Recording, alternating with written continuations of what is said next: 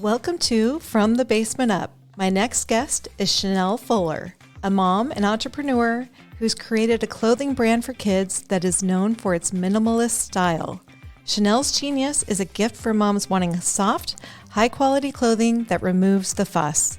The brand excels with the basics, is gender neutral, and shares big smiles in white, gray, and black. Does it sound familiar?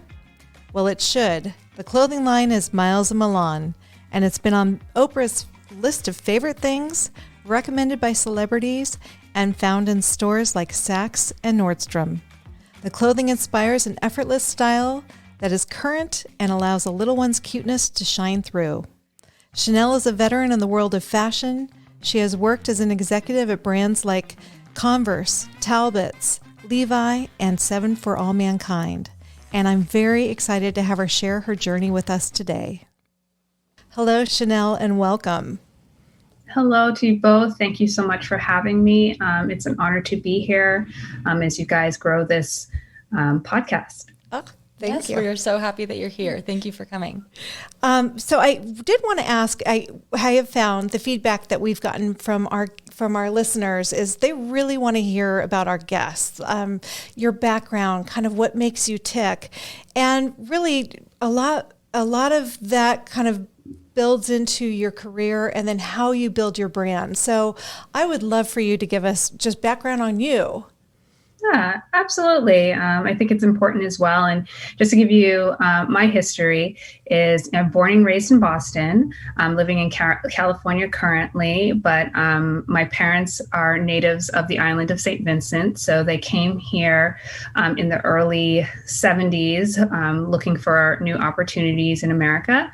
And I was born, so I come from an immigrant background of family and started my life in the city of Boston. So I'm a city girl at heart, moved out to the suburbs, went to college, and really was planning on being a social worker. I really loved working with people and helping people in their journeys and their struggles with life. But I've always had a love and a passion for fashion. And I didn't mean to rhyme that, but it's always been in the back of my mind. It's just been a core hobby of mine. I've always loved styling clothes. My dad was a tailor, so he was one of his many hobbies that he had. So I would be with him sewing clothes and using the scraps to make things for my dolls. So it was always a passion of mine. So even though I went to school to become a social worker, I found myself working in retail and really working myself throughout the ladder of the corporate retail. And that's really where I started to learn my skill set and realize this is a true passion and of mine, and I can do something that I love at the same time. So that's kind of my background. So I love that. And one thing I am learning more and more about, and also having people work for me, you really start seeing the loves that people have and the things that they're drawn to. And then that's really where you're kind of pulling those fabulous ideas and fabulous things. So at what age did you know you were like, when you were right out of college, did you go into social work or were you right away going into retail? No, I actually, during college, I worked for the state of Massachusetts for the Licensure Board of Social Work. So I had a very good job working for, the state that's like the state is ones that give you your certification in order to practice license, in order to practice social work. And I loved it, but I love working with people, but it wasn't giving me that spark every day of, getting out of bed, So I decided to move to New York and I switched gears and I have a minor in accounting. So I was like, okay, let me switch and try, working with as an accountant for a retail company. And I actually was working under, I was the apprentice for a controller.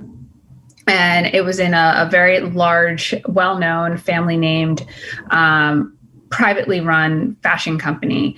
And I would have to report out the business. I'd see pay all of the accounts receivables and all of those for all the fashions that came in. So I saw that fashion was more of a business, versus just like, oh, these just clothes just show up in a store. So we were, working with, the sales associates and all of that, just making sure the financials were appropriate. And that's where I kind of saw the back end of fashion, and I really started to learn it. And I had a very great boss that really took me under her wing. And actually she kind of kicks herself, like her and I talk to this day, that she took me to a seminar, a retail seminar. So we went to a retail seminar together. And I remember just like falling in love with all the speakers and really getting inspired and saying like, I really want to make a career for this. So I ended up leaving after she took me to this. And she's like, I wish I never took you, because she did not want to lose me. So, that's pretty much how I started to kind of navigate my way into fashion. That's a great story. So you're so lucky you found this wonderful mentor right off the bat and just inspired you. It was kind of destiny, meant to be. She helped you find your path. Probably one of the most important questions is, I would love for you to describe Miles and Milan for our listeners.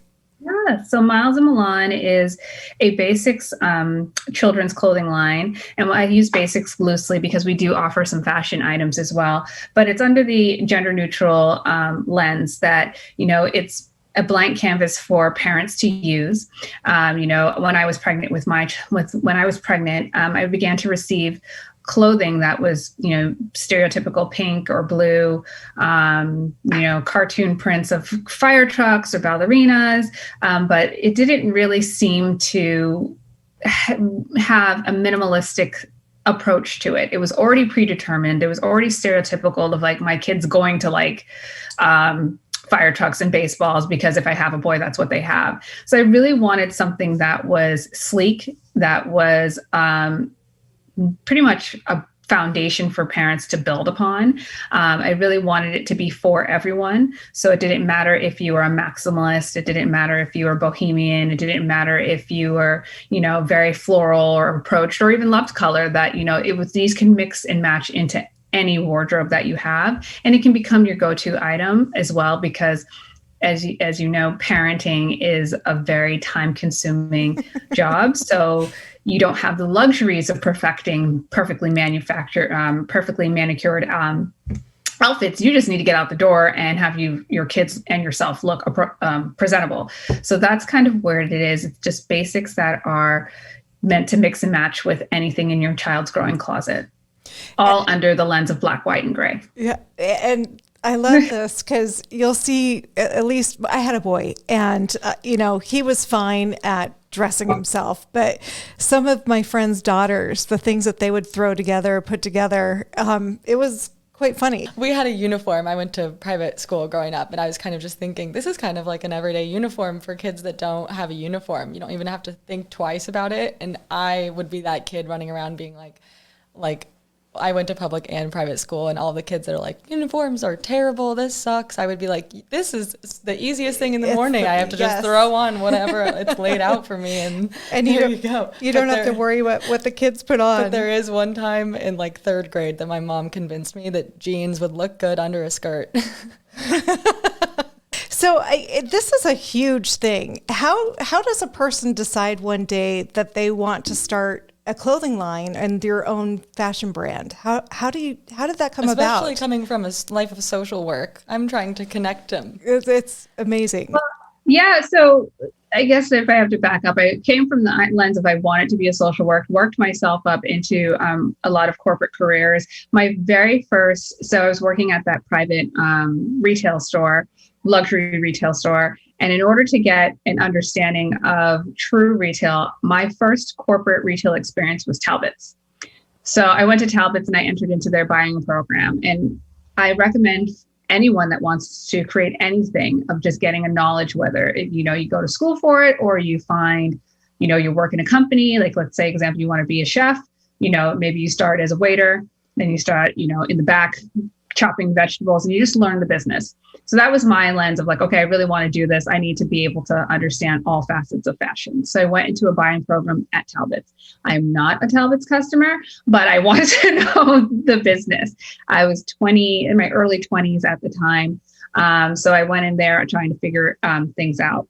Now, if you fast forward to when I'm in my mid 30s, and really becoming pregnant at the time, and like, about to go on maternity leave, and trying to figure out how can I, do the things that I love and create a business, and not necessarily create a business, but also raise my son, because I don't want to part with him.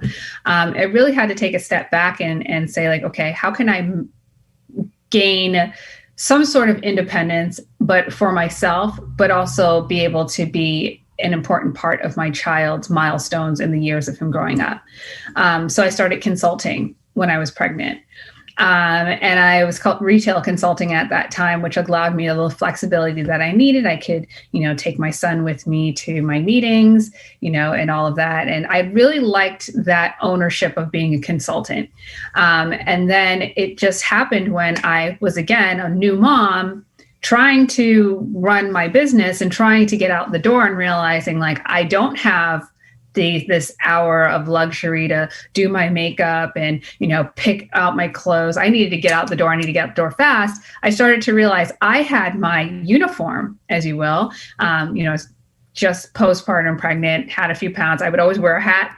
I had a leather jacket. I had some black pants, and I had a white blouse underneath. And that's literally what I wore every single day, like variations of hats. Like, and, my son was just like, he would always be, like I said, in these cartoon, like very disjointed outfits. I'm very like black, white, and gray myself, hat, leather jacket, jeans, nice bag.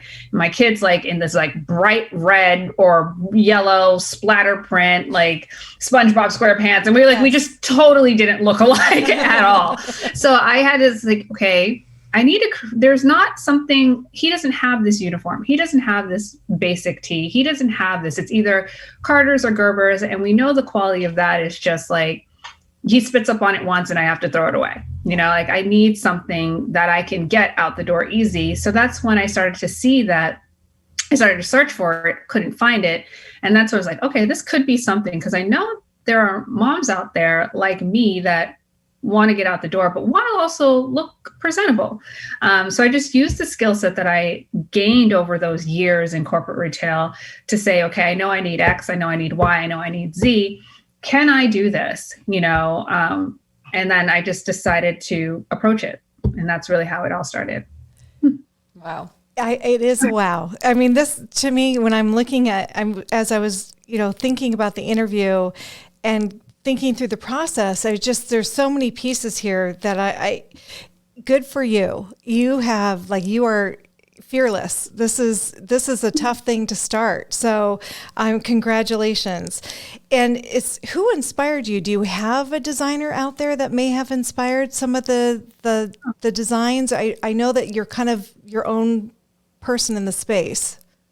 Well, it's funny, like from a designer perspective, I just enjoy fashion altogether. I don't really have one designer that I love. I mean, obviously there's like the greats like Shennel, pretty much all of like, Vogue magazine, like, the Harper's Bazaar, those types of things I've always had around me so I can like have that inspiration of fashion. But I really, truly, my father is the most stylish person I could possibly ever meet. He puts together things that you're just like, how did you visually think that, And it doesn't just spill out into clothing. It also spills out into the home and, our houses and just the details of things that come up. So I would just say my family, my mom is also so like one of the things that I'm thinking about is growing up in my household, we would always look at pictures and we had like albums, which are not a thing, which I really wish, there were albums more. People created that. But I would look through pictures of my mom and my dad dating. And my dad was a tailor, as I mentioned, and he made all of her clothes. Wow. So he made all there are like these amazing outfits from like 60s and 70s. And it's just like, wow, these are awesome. Like these things are great. And he's like, yeah, I made that, So I mean, that is so cute. That is darling. That's love. Yeah. Absolutely. Yeah. So he must be so proud of you as you're building this. He is. And my mom is as well. Like they're both very proud of me. They've both been very much along this journey, which is a very long journey in the making. And they supported me in everything. When I said, oh, I want to start consulting, my dad was just like, go for it. Like, you can do it, honey. So they're very proud. Oh, that's so great.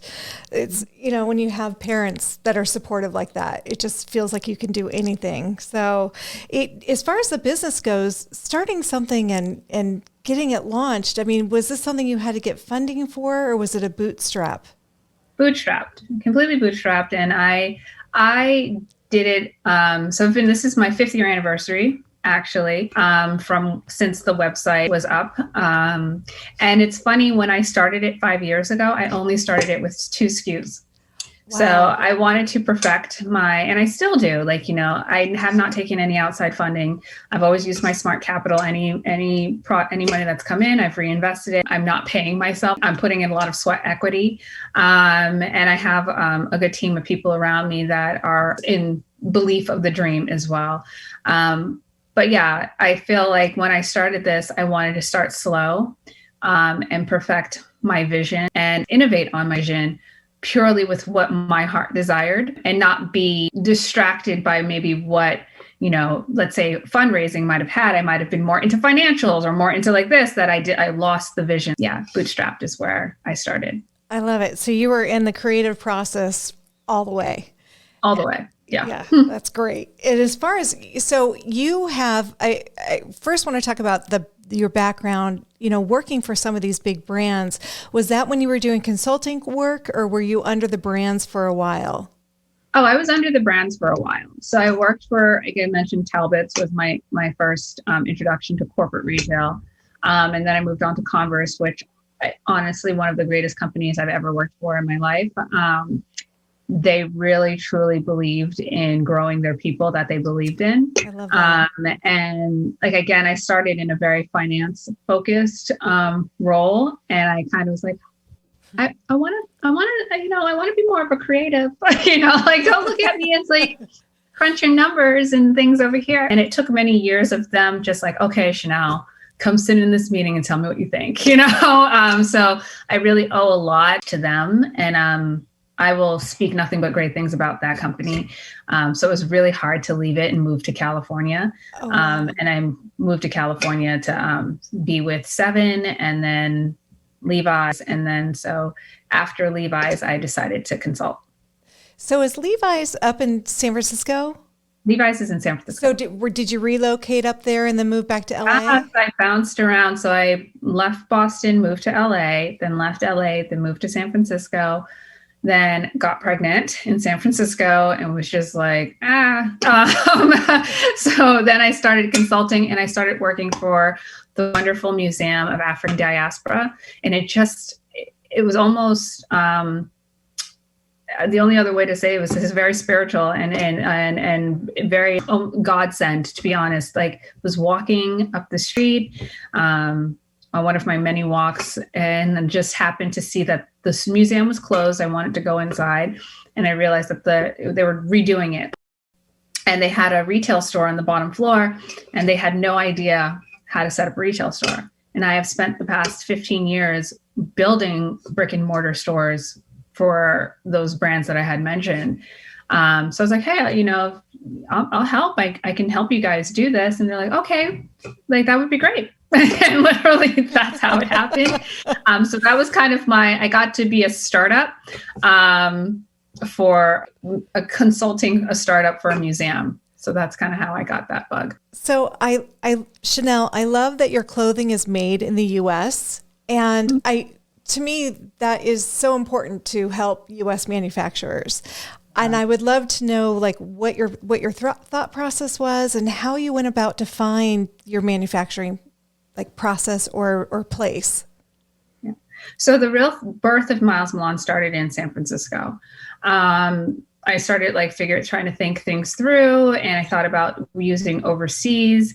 But again, having my knowledge of corporate retail, one of the things I really wanted to do is I did not want to start with a lot of inventory.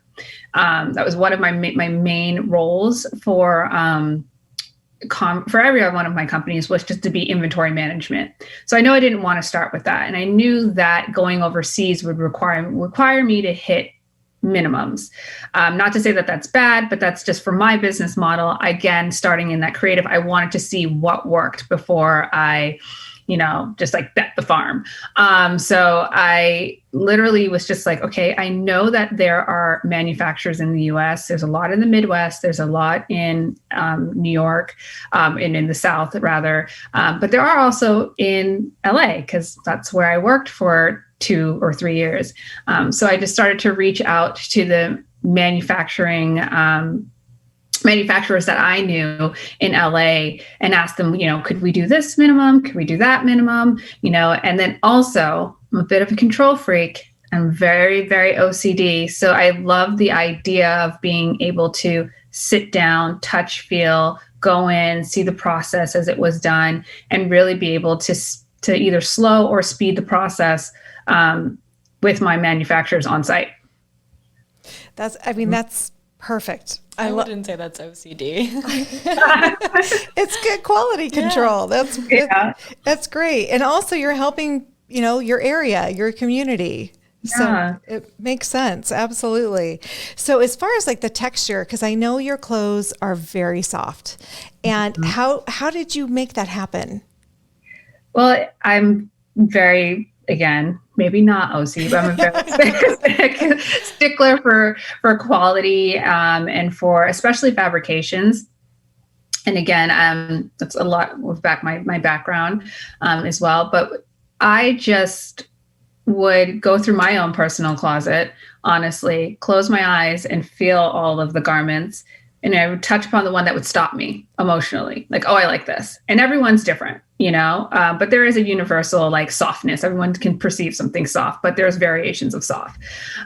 So I just stopped and I was like, okay, I like this.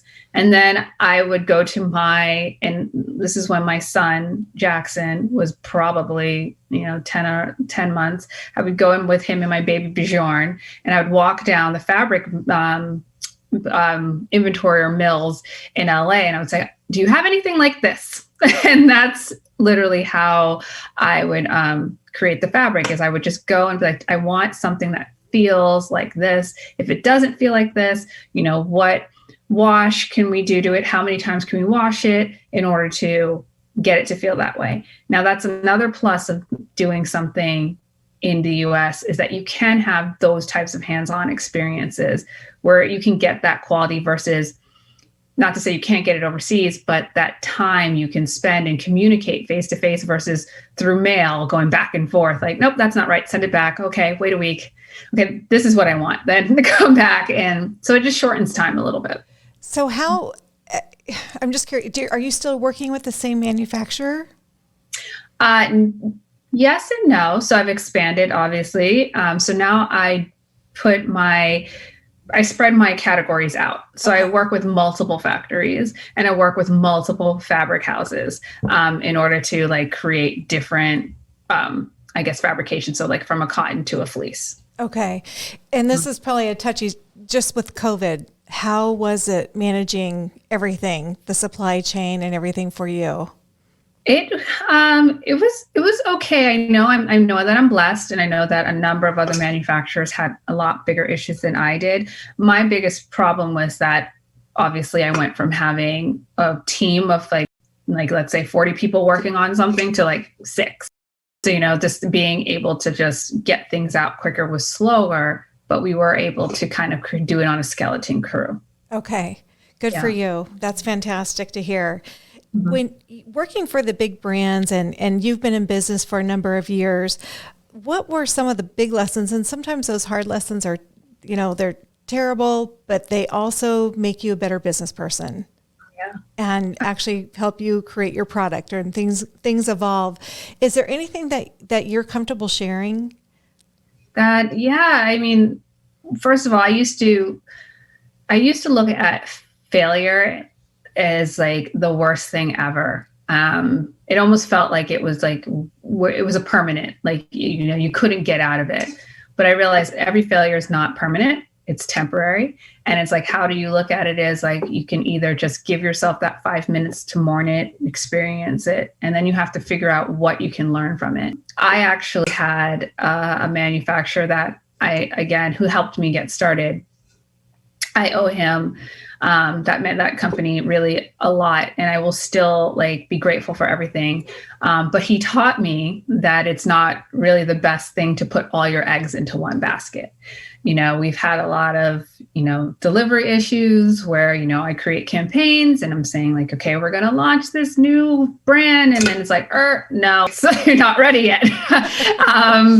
So learning from that experience that, it's better to spread your categories around if it's possible. That was a huge lesson because I literally had a standstill, and a lot of mistakes were coming out of there. I would have very clear direction. Like I wanted my colors are only black, white, and gray, right?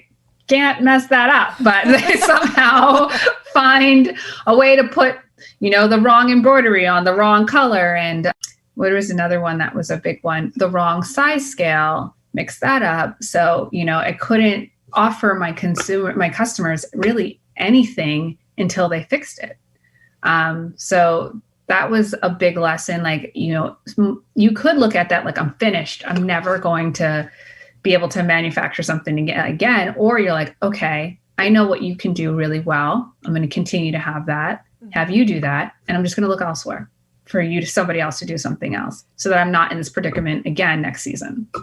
That's so smart. You're diversifying. So if someone falls down, you still have another option somewhere else. That's so smart. It sounds like you bring a lot of like your minimalism into all of your ideals, like going through even like what you said before about the emotion that you get in touching the fabric that you like. Yeah.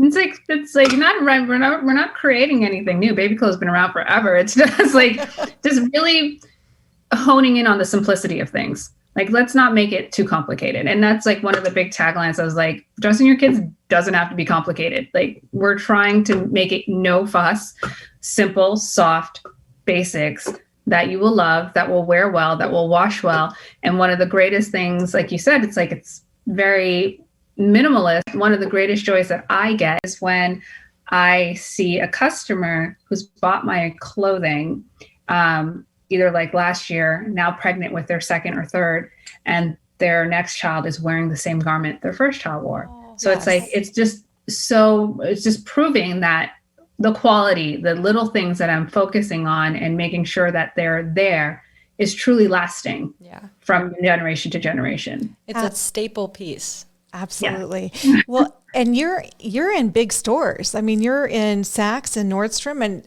I mean, they demand quality. Their customers demand quality. And how was that getting into those stores? It was honestly, it was like very nerve-wracking because I've have a very much of a cult following. I've had much organic success with celebrities just posting and liking my product. So this is on a mass scale. It's one thing to have like a really, niche market than to be like, okay, the masses. So of course, like in that, perfecting everything, it was like, I had to like be extra on top of everything. But, when I got into the stores, I made sure that I crossed my T's and dotted my I's 3 times before I passed anything over. And I remember having my first sales meeting with them. And I was just like, okay, how's it doing? How's it going? Oh, so one person returned. No, like freaking out because it's different when it's yours. And they're like, Shennel, that's actually okay. And normally that's like, people are just testing out sizes, and I have a very low return rate at both. So I'm very, very happy about that. Awesome. That's great. Good for you. How often do you put a new product, or once you're in stores, do they ask for new products to come? Well, yeah. So typically in a buy cycle for fashion brands, so like, let's say like a 7 for All Mankind, you're supposed to have at least 4 deliveries every year, spring, summer, fall, holiday, and then maybe a 5th being resort. Because my line is universal and seasonless rather, I only offer newness twice a year. So I Okay. have like spring shorts, and then I do like a holiday where it's like maybe a new jacket or a new sweatshirt or new this, but then I have the core line that's all year round. That's very, very cool. Do you see yourself, are you in Europe at all yet? Or is it more? So I'm not in Europe yet. That's something that I'm trying logistically to figure out. But I do have a large interest group of customers and followers and press and things like that in Germany, in France. I was in InStyle Germany. So that's like, I was like, oh, that's interesting. Yeah, okay.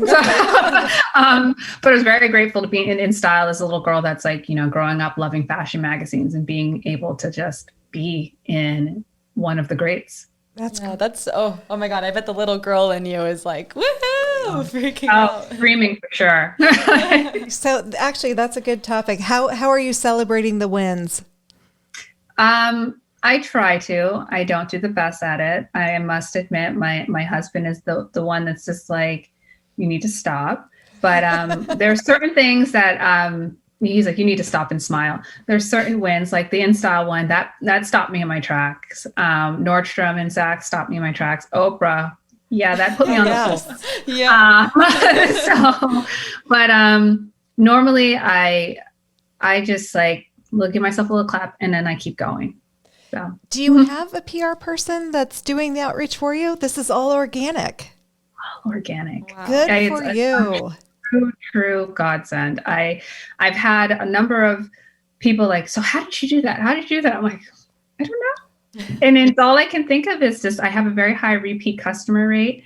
And so like you get a gift, you buy a gift for someone else, and then it just cycle its way around the world and gets into the hands that be. And the product's timeless, the pieces are timeless, and the kids grow, and then they're able to, I know, so with our labels, moms love them because they can peel them off, and then they're hand-me-downs for like a cousin or a younger sibling. So with your pieces, you can just, and they last, you can keep wearing them. It's fantastic. I love it. They're never going to go out of style. No. So what has been the most challenging thing, or I guess work-life balance? Because I know that you have 2 little ones and you're a busy entrepreneur. What have you been able to do to kind of help that out a little bit? At first, I think the biggest thing that I did for myself is try not to balance. Like I had to like reframe my thinking and just like, I can't, if I try to keep everything balanced, I'm going to lose my mind. Okay. I need to pretty much understand what things can wait and what things can't, and just be forgiving of myself if I can't get to something that I wanted to. So for me, like, how do I kind of like keep it all, moving is I try to make time for my boys, at least a moment a day. The time frame may change. It may be longer one day, it may be shorter one day, but I want to give them their undivided attention, uninterrupted attention, and just be like, okay, let's play for 5 minutes. Mommy has 5 minutes before a call. Let's just play. Or tell me about your day. And I just make sure that I touch base with them every day. And then also I make sure that I work out.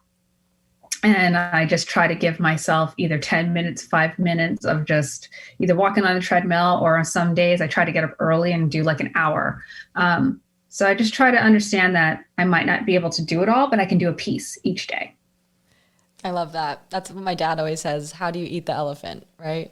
Yeah. A little bit every day. Yeah. So as far as advice for other moms, that would be it then, is just doing something for yourself every day. Just be mindful. Just be mindful and don't put I would be like, okay, I have to work out 40 minutes a day. Like, that's going to be hard to do every single day. Something's going to come up, well, if you can't do 40 minutes, 5 minutes, 10 minutes is okay. And just being mentally okay with the fact that you took that and just take that time purely. Don't be like, oh, I wish I was doing more. Don't like eat at it. It's just really take that time purely and honor it, is what I always say. I love, this is so refreshing because we ask this question a lot and talk to some other entrepreneurs, and work-life balance is like not an achievable thing for an entrepreneur. I'm not one. And so it's, that's the common thought. And you are the first person to say that you don't want to label it as a work-life balance. And I really, really like that. And I really like everything that you just said. And especially the fact of the 5 minutes, instead of forcing yourself to do the 40 minutes every day, you're setting yourself up for guilt, like to feel bad about yourself if you can't do that. So that's a great frame of mind. You should write a book. So I did want to ask, this is kind of a light question. So you have 2 boys, and if you could give each child a superpower, what would it be and why? Oh, that's She said a light question. it's a tough question. I think I guess like the power to I mean, it's just depending on now. I'm a big, because of my husband, Marvel person. So I'm like, are we talking like superpower, or like? I think honestly, if I could give my kids one thing, is just to never give up on their dreams, and just to know that they can truly accomplish anything if they put their mind to it, to just trying it and working hard at it. Not necessarily just like, oh, I want to do this. I'm like, no. If you really want to do it, discover how it's done and keep at it until you figure it out, and then make yourself proud. Not anyone else around you, but yourself proud. So I think that's one thing, is just to like never give up, and just to always shoot for their goals and their dreams. There was one thought I had earlier, was just, I was wondering how you broke out the process of starting your own business and starting your own clothing line. And I think you just said it. So I think you had spooled it way out in advance, you were able to see the vision and see how you needed to make it happen. Yeah. I really, when I remember sitting down and thinking like, I want to do this. And, lots of most dreams just start off as a fantasy. And I honestly thought I would have my own company and career after retirement. When I was older, the kids were in college, off to college or whatever, I always thought that that's when I would start like my little time, to do my own little store. And then I realized like I don't have to wait that long. I can do it now. So I literally did a PowerPoint of like just a vision, like a Pinterest board of like what I wanted and what the aesthetic was. So, like you said, I just put like pen to paper, and it's like, okay, if I want to do this, this is what I need. This is how I want to do it. This is what I need to build it. This is the knowledge I need to learn, in order to do it. That's fantastic. As far as mentors, it's the one woman that helped you in the very beginning. Are you still good friends with her? I don't talk to her as much. And I don't even think that she truly knows, that she was a big part of my life, other than that point when I just decided to leave. But we do follow each other on Instagram, and I'm happy to see that she's doing well. And when all of the successes that I've had, she always shoots me a post to say congratulations. Good. Do you find yourself stepping into that role now as a mentor for other people? Yes, and I'm grateful for it. I'm also kind of like mindful that I don't want to put I want to draw things out. I don't want to, put my personal experience on them. I want to find, because a true mentor really helps you discover what you want for yourself. And then if you can find passion with what someone else is doing, great. But, I also know I'm happy to have you here. I'm happy to have you a part of the team, but I want to support your dream as well. So that's lovely. I love that. And it's so neat meeting people who have a vision, are able to build it, make it happen, and then inspire others to follow and, possibly build their own dream. So thank you so much for joining us today. I did want to close. I typically close on like quotes or words to live by. Or do you have some words that you live by? Yes, I do. And I'm going to quote my father, who told me this many times when I was growing up, is shoot for the moon. And if you miss, you'll land among the stars. So that's what I would leave everyone. I love it. That's a great way to end. That's a fantastic quote. Shennel Fuller with Miles and Milan, thank you so much for joining us on From the Basement Up. Thank you for having me. Thank you. Thank you.